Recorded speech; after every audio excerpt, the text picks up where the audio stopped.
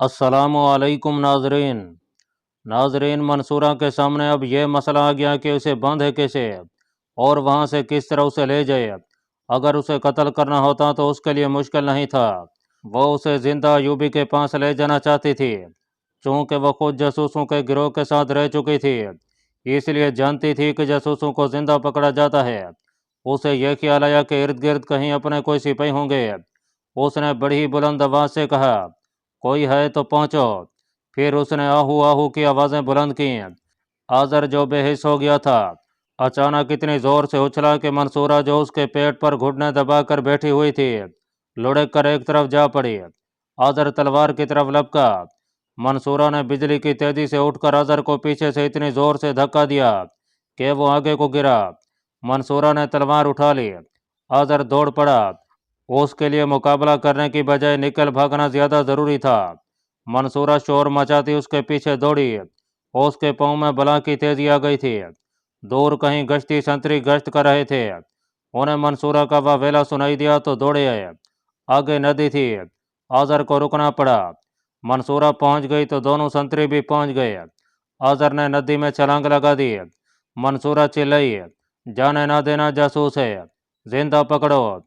संतरी भी नदी में कूद गए और आज़र को पकड़ा गया। उसे बाहर लाए, लेकिन एक लड़की को देखकर वो गलतफहमी में मुब्तला हो गए। वो समझे कि ये कोई और गड़बड़ है। उसके पूछने पर मंसूरा ने उन्हें बताया कि वो कौन है और महाज पर किस तरह पहुंची। और ये आदमी रजाकार बन के आया है, लेकिन मुश्तिबा है। इसे सुल्तान सलाहुद्दीन अयूबी के पास ले चलो। सुनो मेरे दोस्तों, आज़र ने संतरियों से कहा, तुम्हें यहाँ क्या मिलता है? चंद सिक्कों और 2 वक्त की रोटी की खातर मर रहे हो? मेरे साथ चलो, शहजादे बना दूंगा। इस जैसी लड़कियों के साथ शादी करूंगा, दौलत से माला माल कर दूंगा। हम तुम्हारे साथ चलेंगे। एक संतरी ने कहा, पहले तुम हमारे साथ चलो। तुम भी चलो लड़की, वहां जाकर देखेंगे कि ये जासूस है या तुम भी जासूस हो। सुल्तान अयूबी के खेमे से थोड़ी ही दूर हसन बिन अब्दुल्ला का खेमा था। संतरी आज़र और मंसूरा को अपने कमांडर के पास ले गए। कमांडर उन्हें हसन बिन अब्दुल्ला के पास ले गया। उसे जगाया और आज़र को उसके हवाले कर दिया। मंसूरा ने हसन बिन अब्दुल्ला को तमाम तर वारदात सुनाई, ताक़ुब की भी तफसील सुनाई। हसन बिन अब्दुल्ला ने मंसूरा को गौर से देखकर पूछा, तुम्हारा चेहरा मेरे लिए अजनबी नहीं, तुम शायद मौसल से फरार होकर आई थी। तुम्हारे साथ मौसल के खतीब इब्नुल मखजूम भी थे। मैं उनकी बेटी हूँ। मंसूरा ने कहा, तुमने मेरी हैरत ख़त्म कर दी है। हसन बिन अब्दुल्ला ने कहा, हमारी लड़कियां तुमसे ज़्यादा दिलेर हो सकती हैं, लेकिन यह जहानत कम ही पाई जाती है जिसका मुजाहरा तुमने किया है। मुझे मोहतरम वालिद ने तरबियत दी है। मंसूरा ने कहा, मेरे कानों में सिर्फ 2 जुमले पड़े और मैं समझ गई कि यह क्या मामला है। आज़र की जमा तलाशी ली गई। उससे कागज़ बरामद हुए। उन पर निशान लगे हुए थे जो सुल्तान अयूबी की फ़ौज की पोजीशनें ज़ाहिर करते थे। कागज़ों पर टेढ़ी टेढ़ी लकीरें थीं। यह करून हमाद का खाका था। साफ मालूम होता था कि सुल्तान अयूबी का मुकम्मल दिफाई प्लान दुश्मन के पास जा रहा था। आज़र भाई, हसन बिन अब्दुल्ला ने आज़र को कागजात दिखाते हुए कहा, इनके बाद किसी शक की गुंजाइश रह गई है तो बता दो, फिर मैं तुम्हें आज़ाद कर दूंगा। अगर बेगुनाह हो तो बोलो। मुझे यकीन दिलाओ तुम मुसलमान हो। खुदाए जुल जलाल की कसम। हसन बिन अब्दुल्ला ने उसके मुंह पर सीधा घोंसा इस कदर जोर से मारा कि आज़र कई कदम पीछे पीट के बल गिरा। हसन ने धीमी मगर कहरलूद आवाज में कहा, जासूसी काफरों की करते हो और कसम हमारे खुदा की खाते हो। मैं तुमसे ये नहीं पूछ रहा कि तुम जासूस हो या नहीं, मैं ये पूछ रहा हूँ कि यहाँ तुम्हारे कितने साथी हैं, उनके नाम बता दो और बताओ कि वो कहाँ कहाँ हैं। मैं मुसलमान हूँ। आज़र ने इल्तजा की, सब कुछ बता दूंगा, मुझे बख्श दो, मैं अगली सब में लड़ूंगा, पहले मेरे सवाल का जवाब दो। हसन बिन अब्दुल्ला ने कहा, अब तुम मुझ पर अपनी कोई शर्त ठोंस नहीं सकते। वो हट का पक्का मालूम होता था। बोला कि मैं अकेला हूँ। इस लड़की ने तुम्हारे खेमे में जिस दूसरे आदमी की बातें सुनी थीं वो कौन था? मैंने उसे पहचाना नहीं था। आज़र ने जवाब दिया, वो अंधेरे में आया और अंधेरे में चला गया था। हसन बिन अब्दुल्ला ने अपने 2 आदमियों को बुलाया और कहा कि इसे ले जाओ और पूछो कि इसके साथ कौन है और कहाँ है। उसने मंसूरा से कहा कि तुम जाकर सो जाओ, फजर की नमाज के बाद तुम्हें बुलाएंगे। सुल्तान अयूबी जब फजर की नमाज पढ़ कर आया तो हसन बिन अब्दुल्ला उसके साथ था। उसने सुल्तान अयूबी को बताया कि खतीब इब्नुल मखजूम की बेटी ने रात एक जासूस पकड़ा है। उसने सारा वाक़या सुनाया तो सुल्तान अयूबी ने कहा, इस्लाम की बेटियों का यही किरदार था। अगर हमने अपने कलमा को दुश्मनों को खून से लिखा हुआ सबक ना पढ़ाया तो वो कौम की बेटियों का किरदार ख़त्म कर देंगे। वो जासूस कहाँ है? अभी आप उसे ना देखें। हसन बिन अब्दुल्ला ने कहा, मैं उसका सीना खाली कर लूँ तो आपके पास ले आऊँगा। खूबरू जवान है, अपने आप को दमिश्क का बाशिंदा कहता है, यहाँ रजाकार बन के आया था। उस वक्त आज़र एक दरख्त के टहन के साथ उल्टा लटका हुआ था। उसका सर जमीन पर गज 1.5 गज ऊपर था। नीचे अंगारे दहक रहे थे। एक सिपाही थोड़ी देर बाद आग में कुछ फेंकता था जिसके धुएं से आज़र तड़पता और खांसता था। हसन बिन अब्दुल्ला ने उसे नीचे उतरवाया। उसकी आंखें सूज गई थीं, सारा खून चेहरे पर आ गया था। वो खड़ा ना रह सका। थोड़ी देर गशी की हालत में जमीन पर पड़ा रहा। उसके मुंह में पानी टिपकाया गया। उसने आंखें खोली तो हसन बिन अब्दुल्ला ने कहा, यह बिस्मिल्लाह है, नहीं बोलोगे तो तुम्हारा एक एक जोड़ अलग किया जाएगा। उसने पानी मांगा। हसन बिन अब्दुल्ला ने कहा, दूध पिलाऊंगा, मेरे सवाल का जवाब दो। और उसने एक सिपाही से कहा कि दूध ले आओ, एक घोड़ा और एक रस्सा भी ले आओ। रस्सा इसके पाँव के साथ बांध कर घोड़े के साथ बांध दो। आज़र ने 2 नाम बता दिए। ये दोनों रजाकार थे। उनमें रात वाला आदमी भी था। उसने दमिश्क के अड्डे की भी निशानदही कर दी। हसन बिन अब्दुल्ला ने उसी वक्त दोनों रजाकारों को पकड़ने का हुक्म दे दिया और आज़र को सुल्तान अयूबी के पास ले गया। कहाँ के रहने वाले हो? सुल्तान अयूबी ने पूछा। दमिश्क का। किसके बेटे हो? आज़र ने एक जागीरदार का नाम बताया। मैं शायद उसे जानता हूँ, सुल्तान अयूबी ने कहा। वो दमिश्क में है। जब मलिकुल साले की फ़ौज दमिश्क से भागी थी तो वो भी हलब चला गया था और तुम्हें जासूसी के लिए पीछे छोड़ गया था। सुल्तान अयूबी ने कहा, मैं खुद ही दमिश्क में रह गया था। आज़र ने कहा, मेरे बाप ने एक आदमी के हाथ से हलब पैगाम भेजा था कि मैं जासूसी करूं। मुझे पूरी हिदायत मिली थी।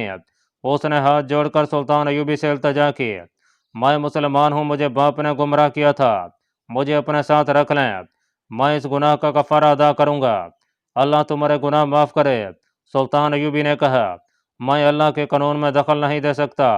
मैं सिर्फ यह देखना चाहता था कि वो कौन सा मुसलमान मर्द है जिसके हाथ से एक औरत ने तलवार गिराई और उसे पकड़ लिया है। तुमने यहाँ क्या क्या देखा है? मैंने यहाँ बहुत कुछ देख लिया है, आज़र ने कहा। बाकी मालूमात मेरे उन 2 साथियों ने दी थी जो यहाँ पहले से मौजूद थे। मुझे कहा गया था कि यह देखूं कि मंजरीकें और तीरंदाज कहाँ हैं। मैंने यह देख लिए थे। तुमसे पहले तुम्हारा कोई साथी ये मालूमात लेकर यहाँ से गया है? सुल्तान अयूबी ने पूछा। नहीं, आज़र ने जवाब दिया, हम तीनों के सिवा यहाँ और कोई नहीं। तुम्हें एहसास है कि तुम कितने खूबरू और वजीह जवान हो? सुल्तान अयूबी ने पूछा। और क्या तुम जानते हो कि एक लड़की ने तुम्हें किस तरह गिरा लिया था?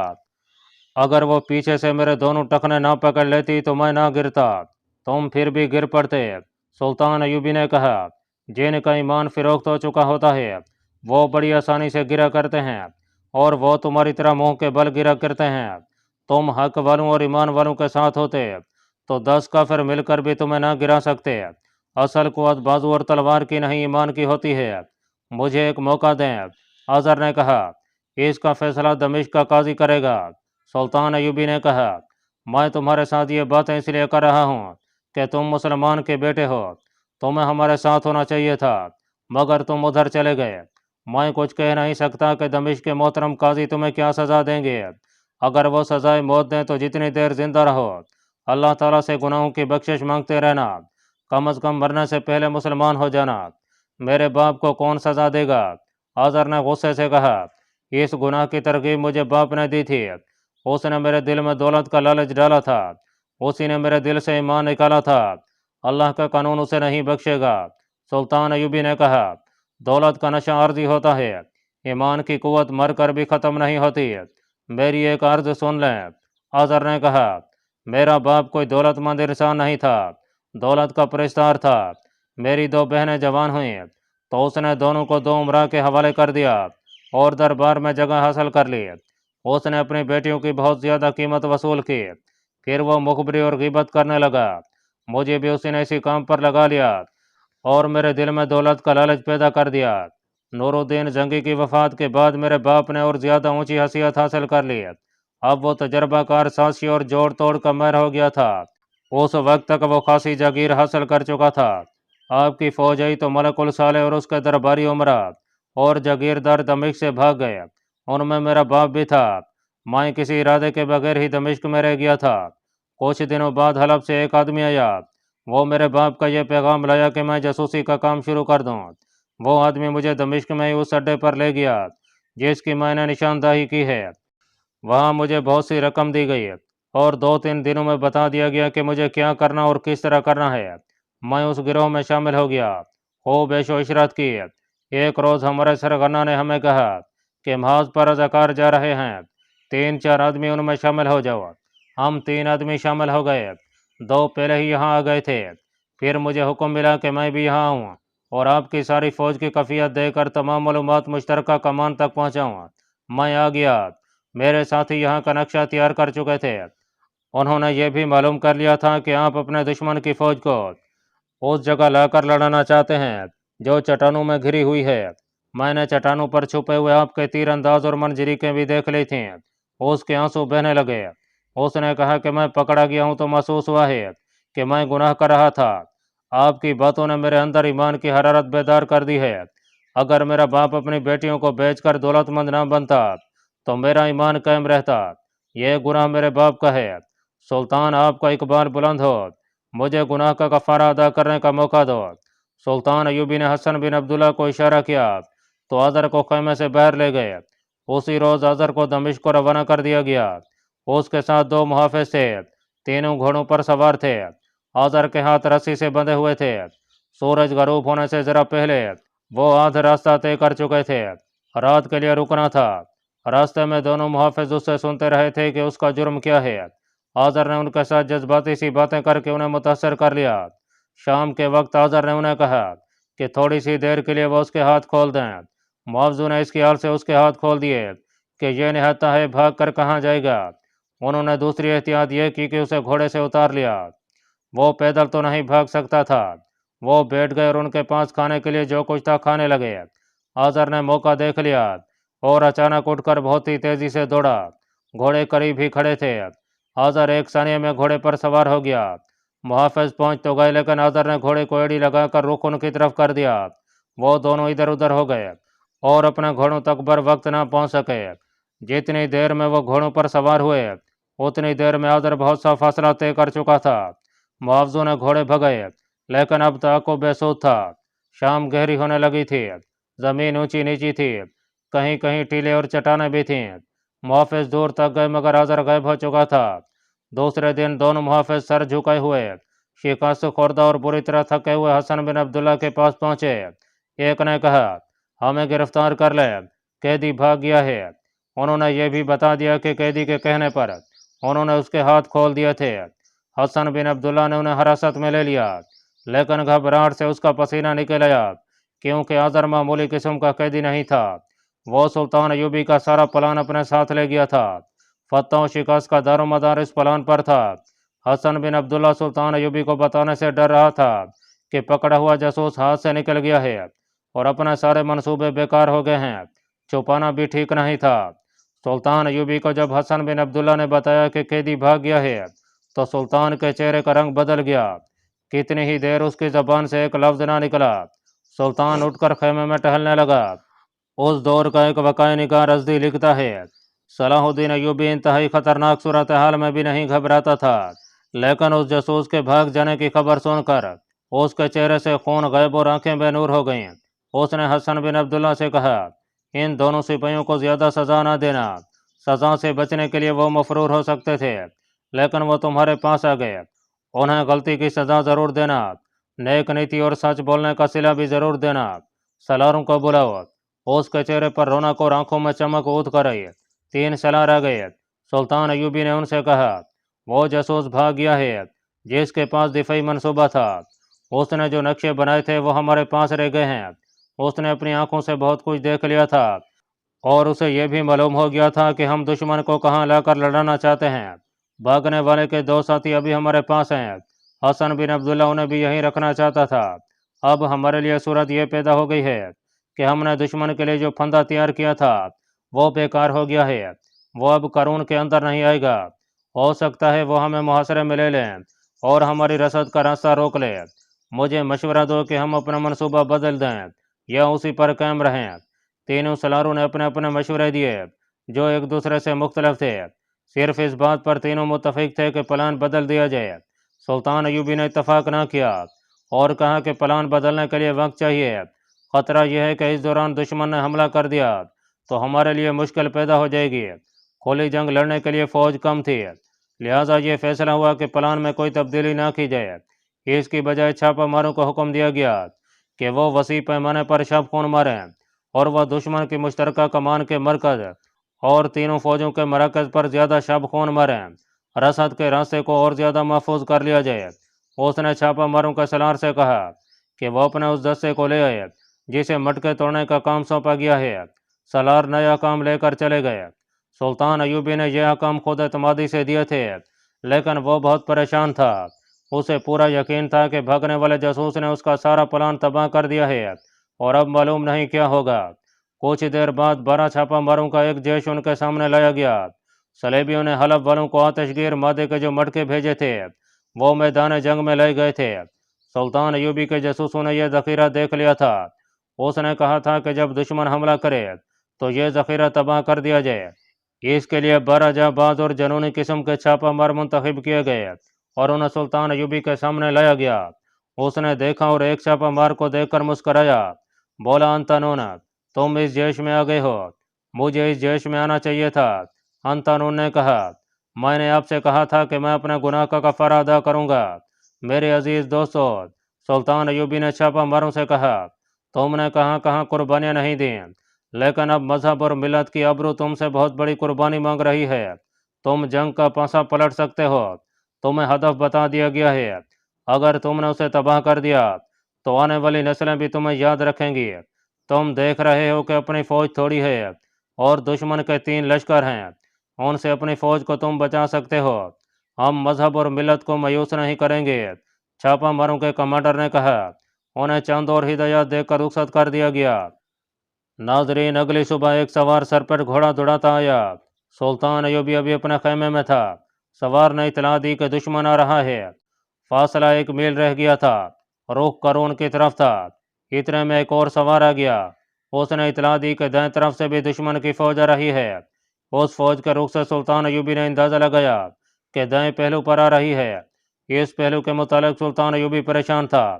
وہ اب اور زیادہ پریشان ہو گیا۔ اس کے اعصاب پر آزر جاسوس سوار تھا جو نہایت قیمتی راز لے کر چلا گیا تھا۔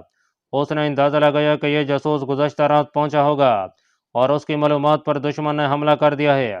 سلطان ایوبی نے تیاری کا حکم دے دیا۔ اس کے قاصد ادھر ادھر دوڑ پڑے۔ قارون کے درمیان خیمے لگے رہے۔ سپاہی خیموں میں رہے یا ادھر ادھر گھومتے پھرتے رہے تاکہ دشمن یہ سمجھے کہ وہ تیار نہیں۔ چٹانوں پر تیر انداز تیار ہو گئے۔ دشمن کی رفتار تیز تھی۔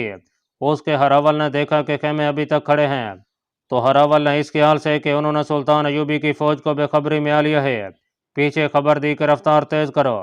سلطان ایوبی ایک بلند چٹان پر چلا گیا جہاں سے سارا منظر اور دائیں طرف کا میدان بھی نظر آ رہا تھا۔ یہ دیکھ کر وہ حیران رہ گیا کہ گمشتگین کی فوج سیدھی قارون کی طرف آ رہی ہے۔ سلطان ایوبی کے سپاہیوں نے ہدایات کے مطابق اپنے گھوڑوں پر زینے اس وقت ڈالیں جب دشمن بالکل قریب آ گیا تھا۔ پیادوں نے آگے بڑھ کر چند ایک تیر چلائے۔ ادھر سے للکار سنائی دینے لگی، کچل دو، کسی کو زندہ نہ چھوڑو، سلطان صلاح الدین ایوبی کو زندہ پکڑو، سر کاٹ لو۔ سلطان ایوبی کے سوار آگے بڑھے مگر پیچھے کو آ گئے۔ پیادوں اور سواروں نے حملے کی اگلی صف کا مقابلہ کیا اور لڑتے لڑتے پیچھے ہٹتے آئے، حتیٰ کہ تمام حملہ آور دستے قارون کے اندر اسی پھندے میں آ گئے جہاں انہیں سلطان ایوبی لانا چاہتا تھا۔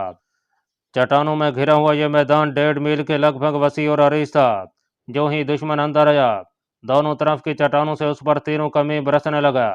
دشمن کے گھوڑے تیر کھا کر بھدکتے، منہ زور ہوتے اور اپنے ہی پیادوں کو کچلتے پھرتے تھے۔ دشمن کے کمانڈر سمجھ نہ سکے کہ یہاں خیموں میں جو فوج تھی وہ کہاں غائب ہو گئی ہے۔ انہیں معلوم نہیں تھا کہ آگے چٹانوں میں ایک کٹاؤ ہے جو ایک وادی میں چلا جاتا ہے اور سلطان ایوبی کی فوج اس میں لاپتہ ہوتی جا رہی ہے۔ میدان میں خیمے کھڑے تھے، جن کی رسیاں رکاوٹ پیدا کر رہی تھیں۔ تھوڑی دیر بعد فلیتے والے اچھی تیر آنے لگے جو زخمیوں پر چلائے جا رہے تھے۔